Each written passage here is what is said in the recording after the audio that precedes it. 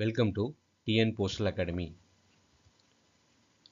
இன்னைக்கு பார்க்க போகிற topic products and services, banking and remittances.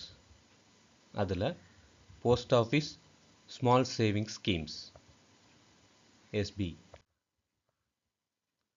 Small savings schemes 2019 post ஆஃபீஸில் என்னென்ன ஸ்கீம்ஸ் எல்லாம் இருக்குது அப்படிங்கிறத ஒவ்வொன்றா பார்க்கலாம். Post office savings account scheme 2019 இது நார்மலாக இருக்கக்கூடிய எஸ்பி அக்கௌண்ட்ஸ்னு சொல்லலாம்.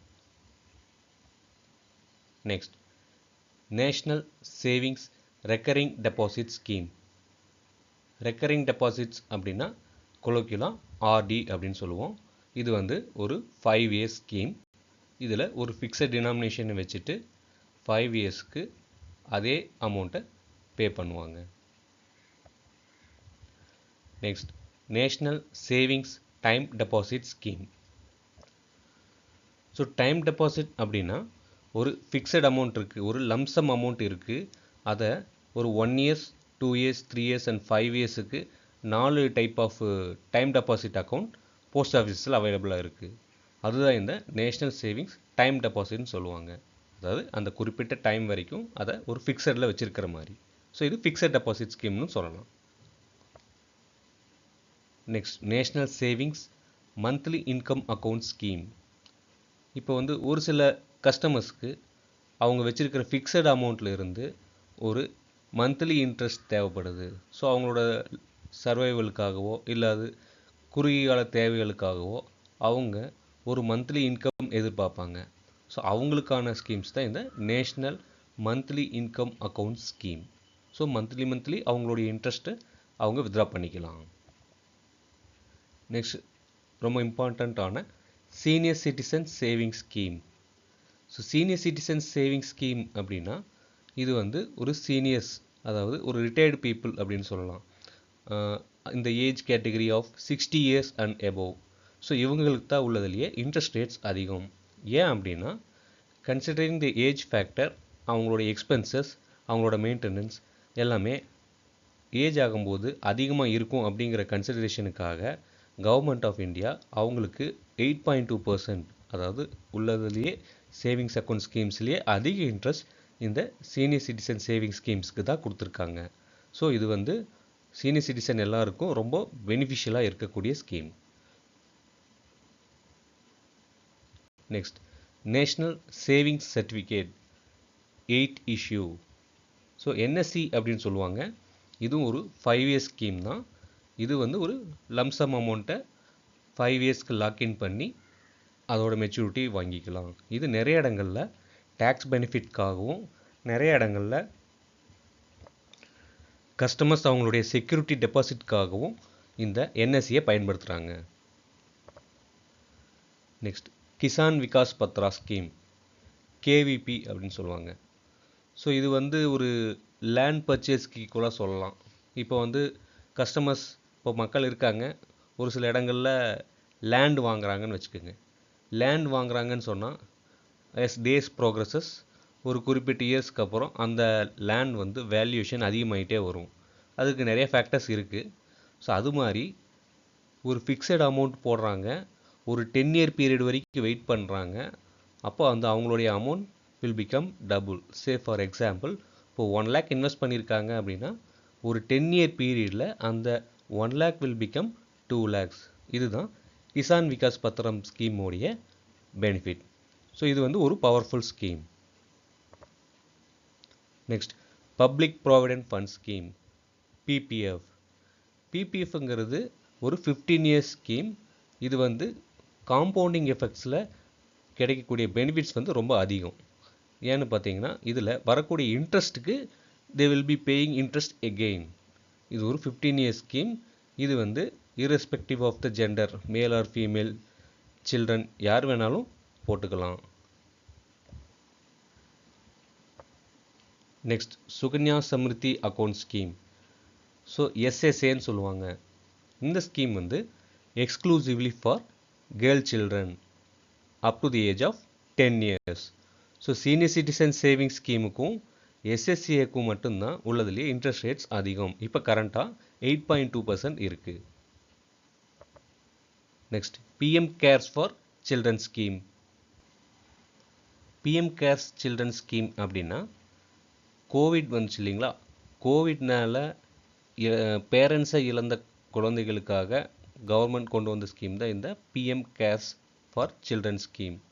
ஸோ இதில் என்ன பெனிஃபிட் அப்படின்னா அவங்களுக்கான எஜுகேஷன் அண்ட் ஸ்கூலிங் அதுக்கு தேவையான ஃபண்ட்ஸை கவர்மெண்ட் ப்ரொவைட் பண்ணுறாங்க. ஸோ இதை பற்றி டீட்டெயிலாக நம்ம பின்னாடி பார்க்கலாம். Next Mahila Samman saving scheme MSSC. இது வந்து எக்ஸ்க்ளூசிவ்லி ஃபார் விமன். இது வந்து ஒரு ஷார்ட் டேர்ம் பீரியடுக்காக வச்சுருந்தாங்க. இப்போ இது டிஸ்கண்டினியூ ஆயிடுச்சு. ஸோ இதுவுமே பார்த்திங்கன்னா ஒரு நல்ல இன்ட்ரெஸ்ட் கொடுக்கக்கூடிய ஸ்கீம் தான். ஒரு 7.5% இன்ட்ரெஸ்ட் வந்து கொடுத்துட்டு இருந்தாங்க. ஸோ இதோட மெச்சூரிட்டி பீரியட் வந்து 2 years. ஸோ அதுக்கு முன்னாடியும் ப்ரீக்ளோஷர்ஸும் அலவுடு. இது வந்து எக்ஸ்க்ளூசிவாக விமன் எம்பவர்மெண்ட்டுக்காக கொண்டு வரப்பட்ட ஸ்கீம்னு சொல்லலாம்.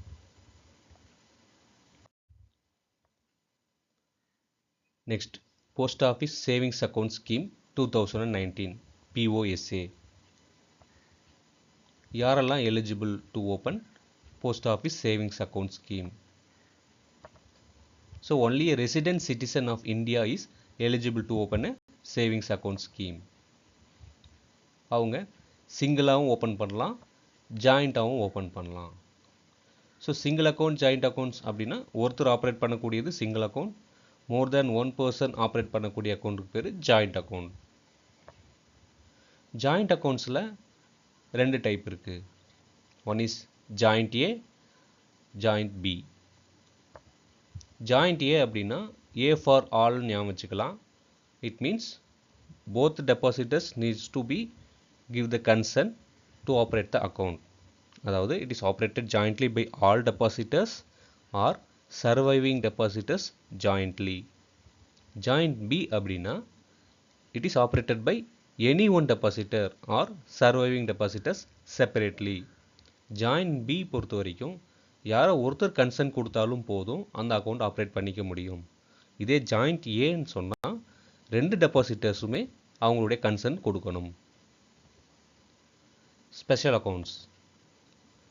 இப்போ ஒரு மைனருக்காக ஒரு கார்டியன் வந்து நியமித்து அந்த அக்கௌண்ட்டை ஆப்ரேட் பண்ணிக்க முடியும்.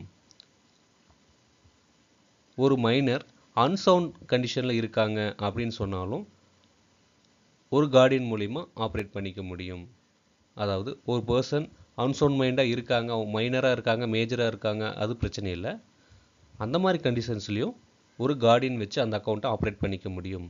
அந்த அக்கௌண்ட்டுக்கு பேர் ஆத்தரைஸ்ட் அக்கௌண்ட்டுன்னு சொல்லுவாங்க. ஒரு மைனர் 10 years தாண்டிட்டாங்க அப்படின்னு சொன்னால் அவங்களே இண்டிவிஜுவலாக ஒரு அக்கௌண்ட் ஓப்பன் பண்ணி ஆப்ரேட் பண்ணிக்க முடியும். Next single account rules. So exam point of வியூவில் இதில் வரக்கூடிய பேராமீட்டர்ஸ் வந்து ரொம்ப முக்கியமாக கவனிக்கணும். Only one single account is allowed per individual. ஒருத்தருக்கு ஒரு சிங்கிள் அக்கௌண்ட் தான் அலோவ் பண்ணுவாங்க. ஒரு சிங்கிள் அக்கௌண்ட்டை ஜாயிண்ட் அக்கௌண்ட்டாக கன்வெர்ட் பண்ண முடியாது. அதே மாதிரி joint account cannot be converted into a single account. In case of death of joint account holder. இப்போ ஜாயிண்ட் அக்கௌண்ட் வச்சுருக்காங்க, யாரோ ஒருத்தர் இறந்துடுறாங்க, அப்போ என்ன நடக்கும்? On death of any joint holder the surviving holder becomes the sole owner. இப்போ யார் வந்து அவைலபிளாக இருக்காங்களோ அவங்க தான் ஃபுல் ஓனராக மாறுவாங்க. இப்போ அந்த சர்வைவருக்கு ஆல்ரெடி ஒரு சிங்கிள் அக்கௌண்ட் இருக்குன்னு சொன்னால் இந்த joint account must be closed. ஏன் அப்படின்னா ஒருத்தருக்கு ஒரு சிங்கிள் அக்கௌண்ட் தான் அலோவ் பண்ணுவாங்க. Next minor to adult conversion. So 18 years ஆனதுக்கப்புறம் ஒரு மைனர் அவங்களுடைய revised KYC and account opening ஃபார்மை சப்மிட் பண்ணி மைனர் டு மேஜர் கன்வர்ஷன் பண்ணிக்கணும். So fresh account opening form AOF and fresh KYC documents to be submitted so that the minor account can be converted into adult account. Next deposits and withdrawals. All deposits and withdrawals must be made in whole rupees only. அதாவது round ஃபிகராக மட்டும்தான் deposits and withdrawals நடக்கும். So minimum deposit at the time of opening a savings account is 500. சப்ஸ்கியூவெண்ட்டாக எவ்வளோ deposit start பண்ணலாம், எவ்வளோலேருந்து start பண்ணலாம் அப்படின்னா 10 rupeesலேருந்து நீங்கள் சப்ஸ்கியூவெண்ட் deposits SP அக்கௌண்ட்ஸில் பண்ண முடியும். So minimum withdrawal amount is 50 rupees.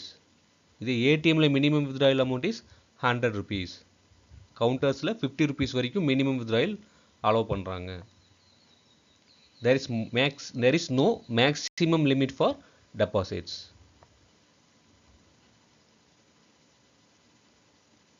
So savings accounts பொறுத்த வரைக்கும் மினிமம் பேலன்ஸ் 500 மெயின்டைன் பண்ணியிருக்கணும். சே ஃபார் எக்ஸாம்பிள் கஸ்டமருடைய அக்கௌண்ட்டில் 700 rupees இருக்குது.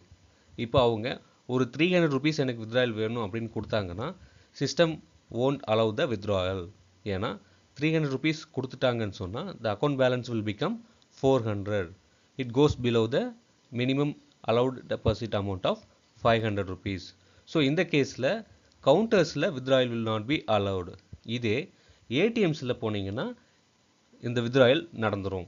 ஸோ 500 rupeesக்கு கீழேயும் அவங்க பேலன்ஸு போகக்கூடிய சான்சஸ் இருக்குது. ஆனால் அது எந்த பாயிண்ட் ஆஃப் டைம்லையும் 500 rupees மெயின்டைன் பண்ணியிருக்கணும். அவங்க சப்சிக்யூவெண்ட்டாக கவுண்டர்ஸில் போய் அந்த டெபாசிட் அமௌண்ட்டை போட்டு மினிமம் பேலன்ஸுக்கு மேலே அவங்க அக்கௌண்ட்டை மெயின்டைன் பண்ணியிருக்கணும். இல்லைன்னா at the end of the financial year அதுக்கு ஒரு மெயின்டெனன்ஸ் சார்ஜ் எடுத்துருவாங்க. Yes, if the account balance is below ₹500 at the end of the financial year, an account maintenance fee of ₹50 will be deducted. So 50 rupeesக்கு கீழே போகுது அந்த அக்கௌண்ட்டுக்கு அப்படின்னு சொன்னால் அந்த account will be automatically closed. So interest rate run பண்ணும்போது பார்த்தா நிறைய அக்கௌண்ட்ஸ் வந்து க்ளோஸ் ஆகிறதுக்கான சான்சஸ் இருக்குது. ஏன்னு பார்த்தா அது இன்னாப்ரேட்டிவாக இருக்கும்.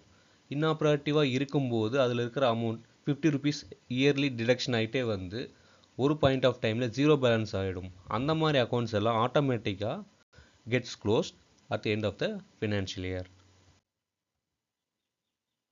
Next, interest on savings account scheme. So interest எப்படி கேல்குலேட் பண்ணுறாங்க அப்படின்னு சொன்னால், so 10th day of the மந்த்லேருந்து last day of the month வரைக்கும் எவ்வளோ அமௌண்ட் மெயின்டைன் பண்ணுறாங்க அப்படிங்கிறத பொறுத்து அந்த மந்த்துக்கான interest will be calculated. Interest is allot only in whole rupees. Round ஃபிகராக தான் இன்ட்ரெஸ்ட் வந்து அலோவ் பண்ணுவாங்க. ஸோ எந்த மந்த்துக்காச்சும் எனி பாயிண்ட் ஆஃப் டைம் 500க்கு கீழே அந்த பேலன்ஸு போயிருச்சு, எப்போ from the 10th day of the மந்த்லேருந்து லாஸ்ட் டே ஆஃப் த மந்த்துக்குள்ளே 500க்கு கீழே போயிருச்சுன்னு சொன்னால் no interest is paid for that month. Interest எப்போ கிரெடிட் பண்ணுவாங்க?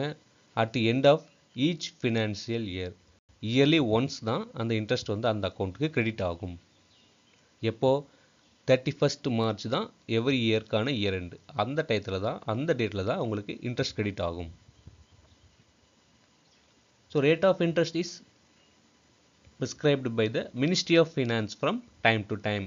ஸோ எவ்ரி குவார்ட்டருக்கு இன்ட்ரெஸ்ட் ரேட்ஸ் ரிவைஸ் பண்ணிக்கலாம் அப்படிங்கிற கான்செப்டில் இப்போ போயிட்டுருக்கு. ஸோ எவ்ரி குவார்ட்டர் அவங்க ரிவைஸ்ட் இன்ட்ரெஸ்ட் ரேட்ஸ் இருந்துச்சு அப்படின்னா ரிலீஸ் பண்ணிகிட்டே இருப்பாங்க.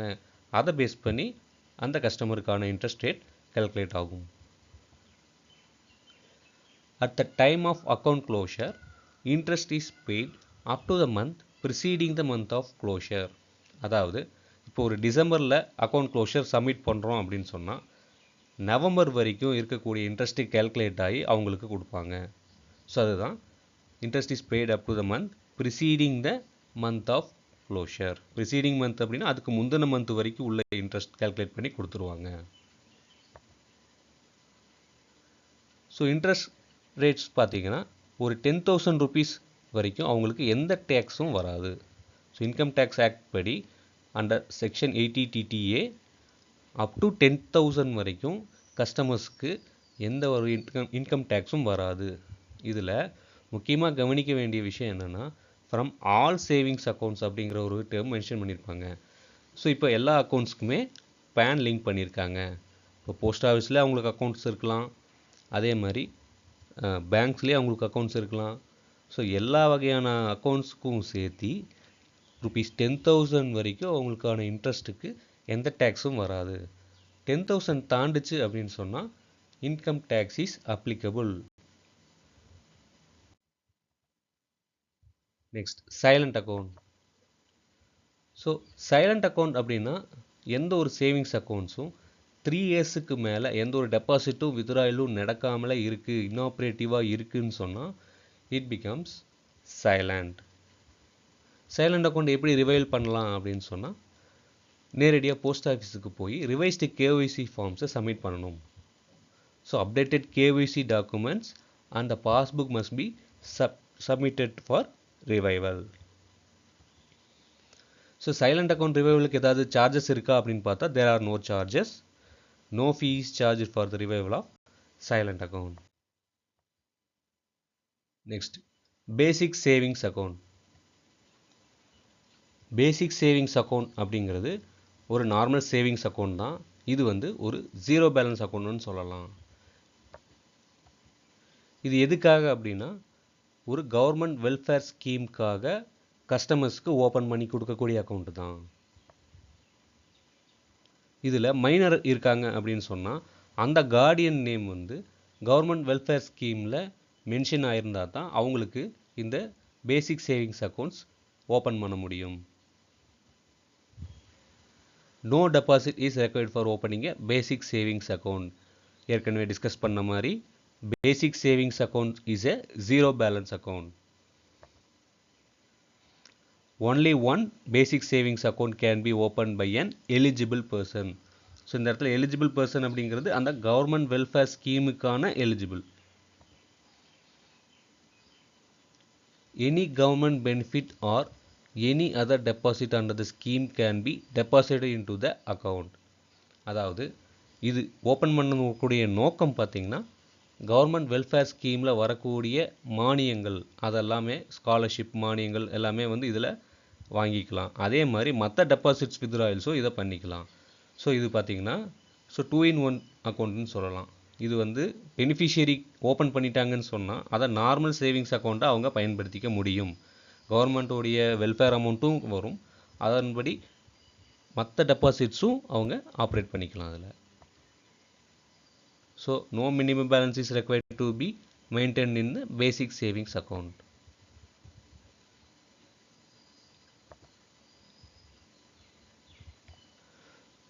மைனர் அக்கௌண்ட்டாக இருக்குதுன்னு சொன்னால் அந்த கார்டியனோட name should be registered under government welfare scheme to get the benefits. Next eligibility criteria for ATM card facilities. So post office savings accounts எல்லாத்துக்கும் இப்போ ஏடிஎம் கார்ட்ஸ் வந்தாச்சு. அதில் joint A category of account holders are not eligible for ATM card facility. இந்த இடத்துல நீங்கள் ஏன்னு யோசிக்கணும். ஏன்னா ஜாயிண்ட் ஏ அப்படின்னா ஏ ஃபார் ஆல் அப்படின்னு நம்ம டிஸ்கஸ் பண்ணியிருக்கோம். So both depositors needs to give there consent to operate the account. So இந்த கேஸில் ஏடிஎம் கார்டு அப்படிங்கிறது ஒருத்தர்கிட்ட தான் இருக்கும். ஸோ அவங்க வந்து ஏடிஎம் கார்டு கொடுத்தோம்னு சொன்னால் அந்த ஜாயிண்ட் அக்கௌண்ட்டோட கான்செப்ட் வந்து அடிபட்டு போயிடும். அதனால் ஜாயிண்ட் ஏ அக்கௌண்ட்டுக்கு ஹோல்டர்ஸ்க்கு ஏடிஎம் கார்டு ஃபெசிலிட்டி கிடையாது. அதே மாதிரி minor accounts operated by himself, அதாவது மைனர் அவங்களே ஆப்ரேட் பண்ணக்கூடிய அக்கௌண்ட்ஸுக்கும் ஏடிஎம் கார்டு ஃபெசிலிட்டி கிடையாது. So accounts of minors or persons of unsound mind operated through a guardian are not eligible for ATM card facility. So இவங்களுக்கும் ATM card facility கிடையாது. So joint B account ஹோல்டர்ஸ்க்கு ATM cards facility is available. So each joint B account holder can get an ATM card in his or her own name. So joint account holders வந்து எல்லாருமே ATM card application submit பண்ணும்போது இருக்கணுங்கிற அவசியம் கிடையாது.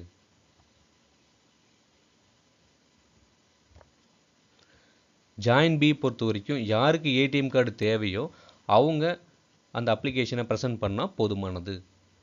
2 பேருமே இருக்கணுங்கிற அவசியம் இல்லை. ஒரு அக்கௌண்ட் ஹோல்டர் ஏடிஎம் கார்டை வந்து ஏன் சார்பாக இன்னொருத்தர் வாங்கிக்கலாம் அப்படின்னு சொல்லி ஆத்தரைஸ் பண்ண முடியாது. யாருக்கு ஏடிஎம் கார்டு தேவையோ அவங்க தான் அந்த ஏடிஎம் கார்டை வந்ததுக்கப்புறம் போய் ரிசீவ் பண்ணிக்கணும். ஸோ இல்லிட்ரேட் பர்சன்ஸ்க்கு இனிஷியலாக ஏடிஎம் கார்ட்ஸ் இல்லாமல் இருந்துச்சு. இப்போது ATM cards can be issued to the illiterate or old depositors on request. Next internet banking and mobile banking. So இப்போ இருக்கக்கூடிய டெக்னாலஜி வேர்ல்டில் போஸ்ட் ஆஃபீஸ் சேவிங்ஸ் அக்கௌண்ட் ஸ்கீம்ஸ்க்கும் internet banking and mobile banking வந்தாச்சு. So இதுக்கு தேவையானது எல்லா கஸ்டமரும் அவங்களுடைய சிஃப்டில் mobile number and email ID update பண்ணியிருக்கணும். அந்த மாதிரி கஸ்டமர்ஸ் எல்லாத்துக்கும் internet banking and mobile banking will be eligible. So savings accounts வந்து ஒரு சிபிஎஸ் போஸ்ட் ஆஃபீஸ் அல்லது Darpan CBS post office PO வரைக்கும் அவங்க அக்கௌண்ட்ஸ் இருந்தாலும் அவங்களுக்கு internet banking and mobile banking are eligible. Single account and joint B account holders are eligible. So ஏற்கனவே சொன்ன மாதிரி ஜாயிண்ட் ஏக்கு மட்டும் internet banking or mobile banking is not allowed.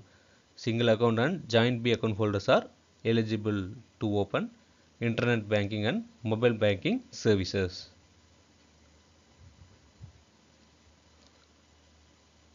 So minor accounts of persons of unsound mind, illiterate account holders are not eligible for internet and mobile banking. Next, savings account உடைய இன்னொரு plus point என்னன்னு பார்த்தா check book facility. Joint A and Joint B account holders are eligible for check book facilities. Minor accounts are not eligible for check book facility. இன்னும் சொல்லப்போனால் self ஆப்பரேட்டட் minor accounts. அதே மாதிரி illiterate account holders யாரெல்லாம் வந்து sign பண்ணக்கூடிய நிலையில் இல்லையோ அவங்களுக்கு check book facility is not allowed. Thanks for வாட்சிங் டிஎன் போஸ்டல் அகாடமி.